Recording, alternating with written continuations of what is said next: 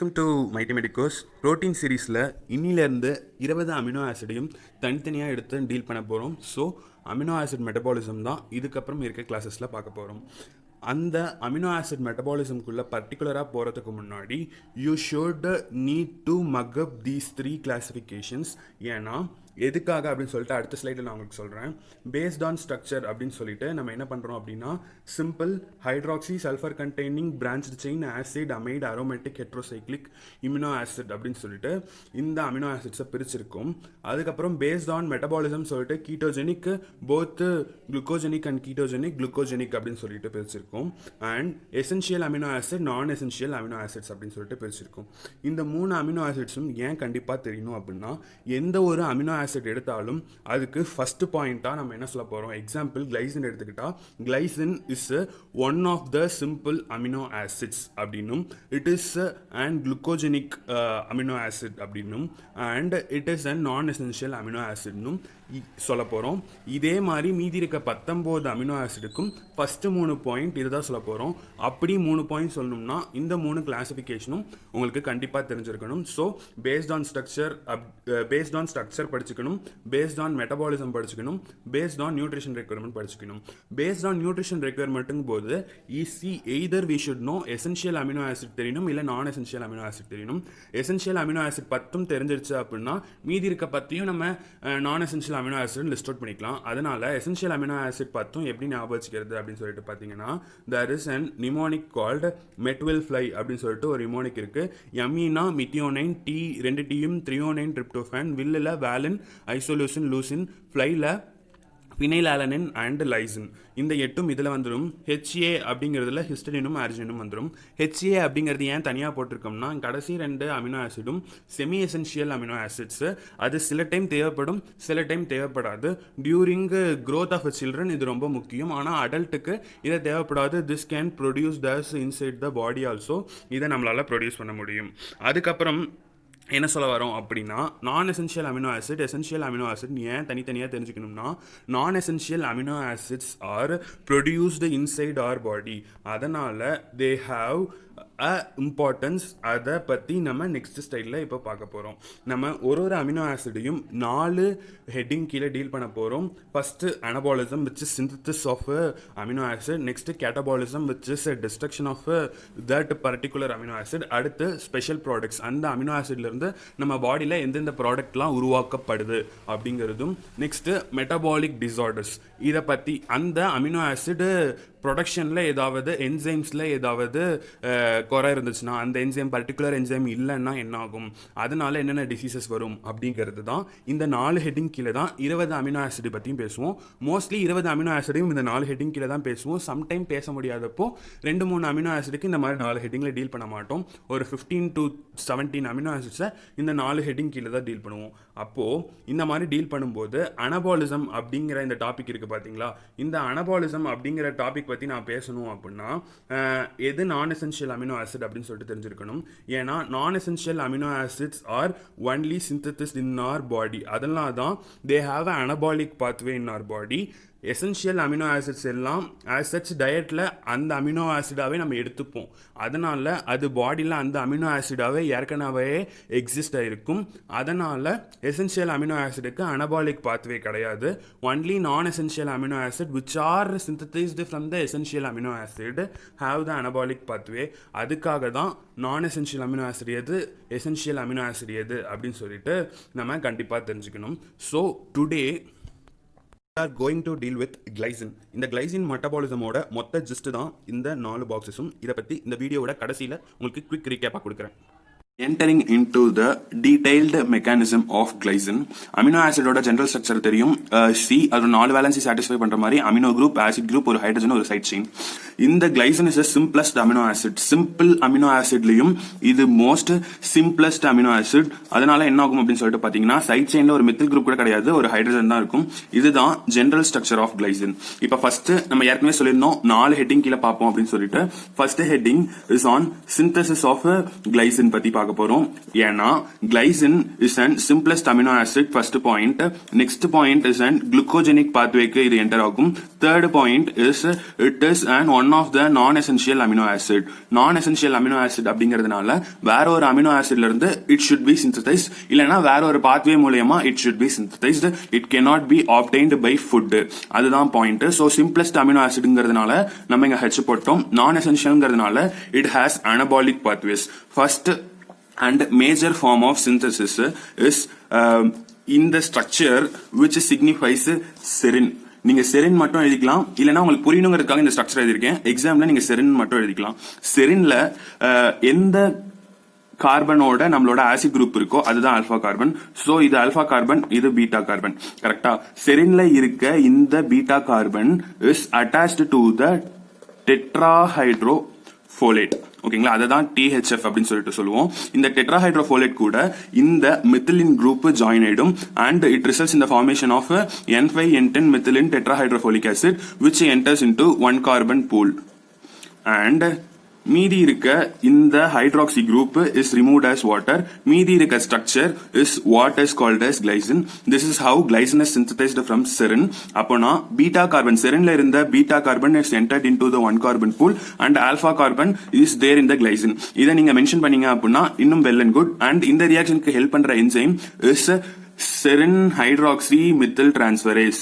So serine hydroxy methyl transferase அப்படிங்கிற enzyme தான் இந்த ரியாக்ஷனுக்கு ஹெல்ப் பண்ணுது and vitamin B6 act as coenzyme.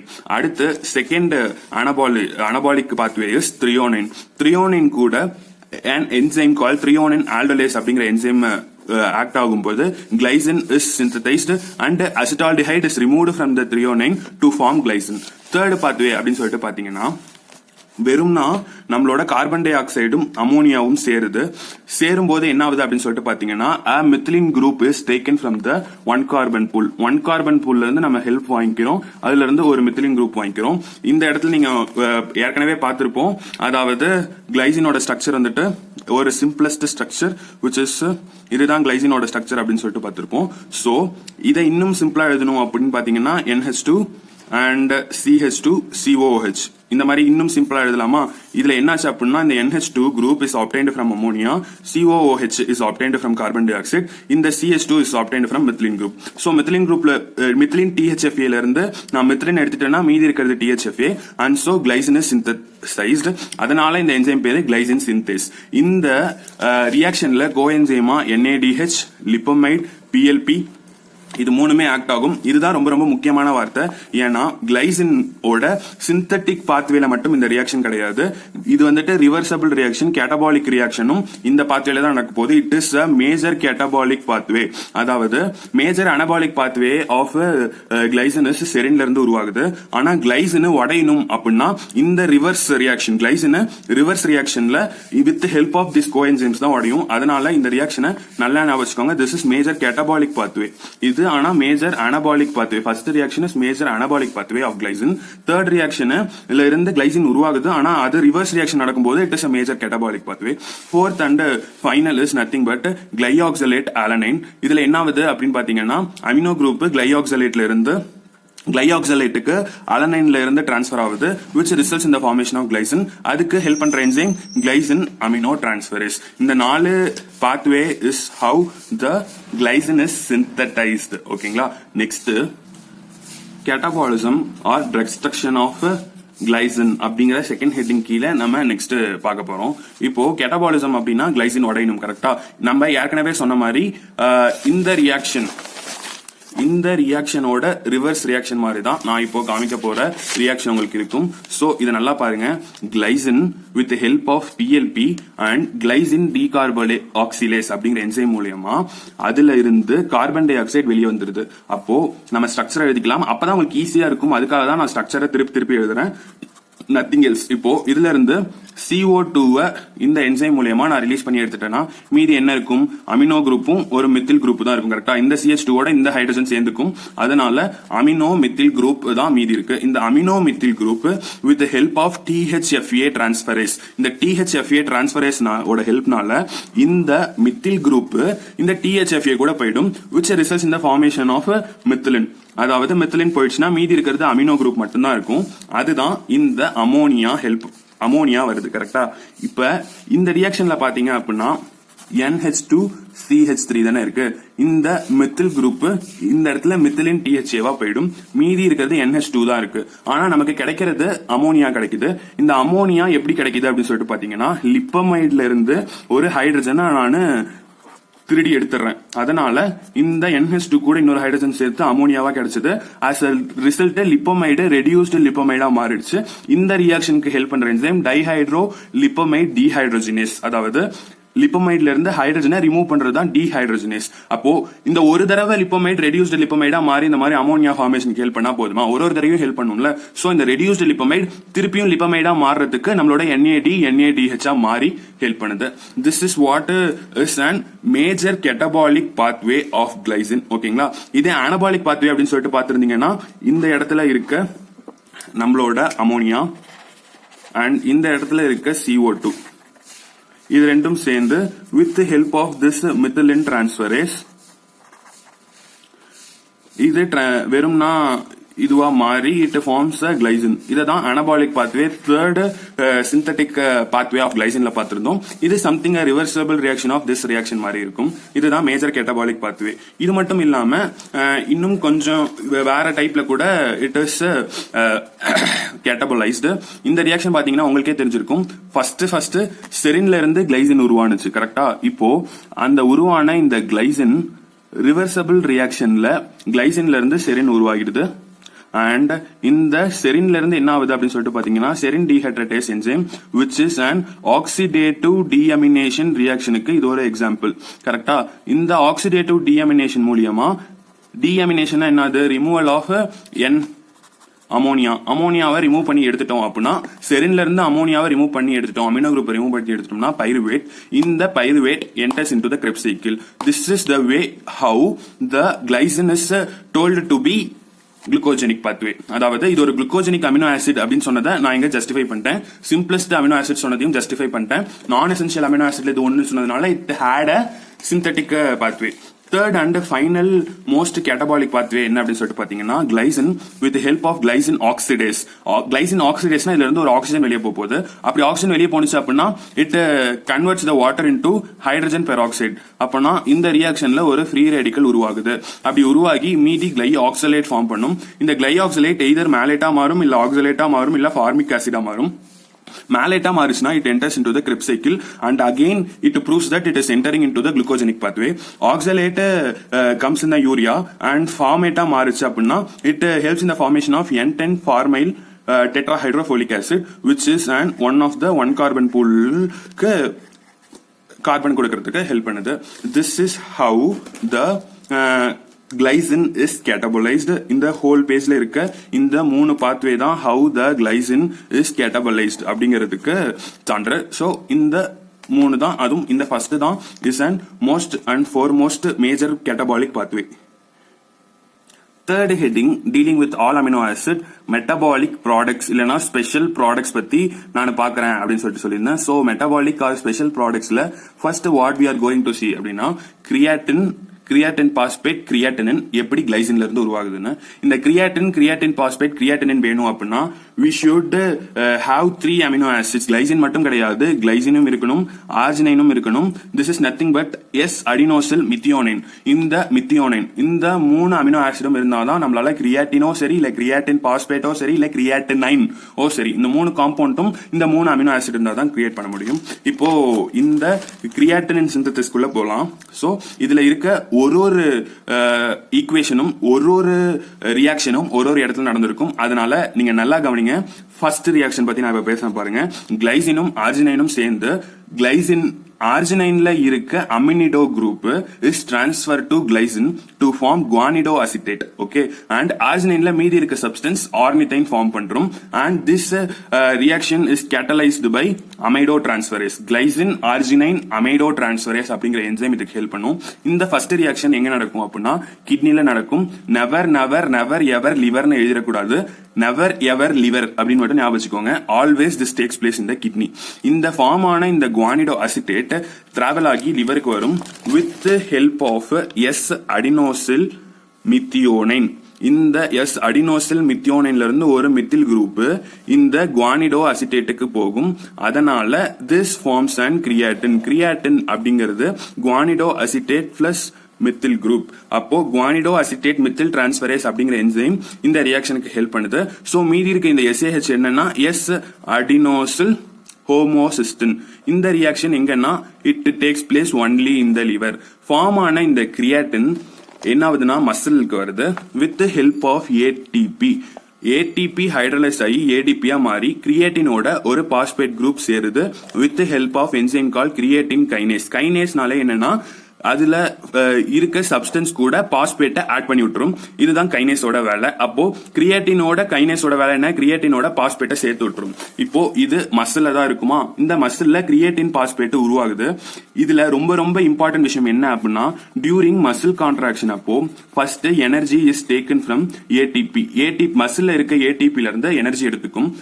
அந்த ஏடிபில தீர்ந்து போயிடுச்சு. இப்போ என்ன பண்றது அப்படின்னா இந்த creatine phosphate is formed by the ஒரு பாஸ்பேட் ஹை எனர்ஜி பாண்ட். ஏன்னா இந்த இடத்துல ஏடிபியா இருந்து ஏடிபியா மாறி அந்த ஒரு பாஸ்பேட்டை கிரியேட்டின் கூட ஆட் பண்ணிருக்கு with help of high energy bond. அப்பனா இந்த கிரியேட்டின் பாஸ்பேட்ல ஒரு ஹை எனர்ஜி பாண்ட் இருக்கும். அதனால மசில் கான்ட்ராக்ஷன் அப்ப ஏடிபி தீந்துருச்சு அப்படின்னா first and foremost act is nothing but creatine phosphate உடஞ்சிரும். அப்படி உடஞ்சு ஹை எனர்ஜி பாண்ட் உடையும் போது there is an release of energy. அப்போ that energy is used for the muscle contraction. இந்த மாதிரி கிரியேட்டின் பாஸ்பேட் உடைஞ்சு அந்த ஹை எனர்ஜி பாண்ட்ல இருந்து எனர்ஜி கிடைக்கிறது பாத்தீங்களா, அந்த ரியாக்ஷனுக்கு பேரு தான் லோமேன் ரியாக்ஷன் அப்படின்னு சொல்லிட்டு சொல்றாங்க. சோ லோமேன் ரியாக்ஷன் கேட்டாங்கன்னா நீங்க சொல்லணும். இது ஒரு important 2 mark question in first year in biochemistry. So Lohmann reaction பத்தி கண்டிப்பா தெரிஞ்சிருக்கணும். அண்ட் இந்த கிரியேட்டின் பாஸ்பேட்ல இருந்து பாஸ்பேட் குரூப்பும் வாட்டரும் வெளியே வந்துச்சுன்னா it results in the formation of creatinine. இந்த கிரியேட்டின் பாஸ்பேட்ல இருந்து வரதுக்கு no enzyme is needed. It is a spontaneous reaction. So first reaction takes place in kidney, second reaction takes place in liver, third reaction takes place in the muscle. This is how creatine phosphate and creatinine is prepared from glycine.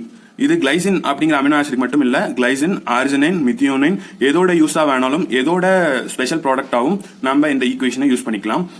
இந்த creatine phosphate அதெல்லாம் எங்க use ஆகுது அப்படின்னு சொல்லிட்டு பாத்தீங்கன்னா கிட்னியோட working ஸ்டேட்டஸை காட்டும். And it is sometimes used as marker for MI. Next metabolic product அப்படின்னு சொல்லிட்டு பாத்தீங்கன்னா ஹீம் சிந்தசிஸ்க்கு இது ஹெல்ப் பண்ணுது.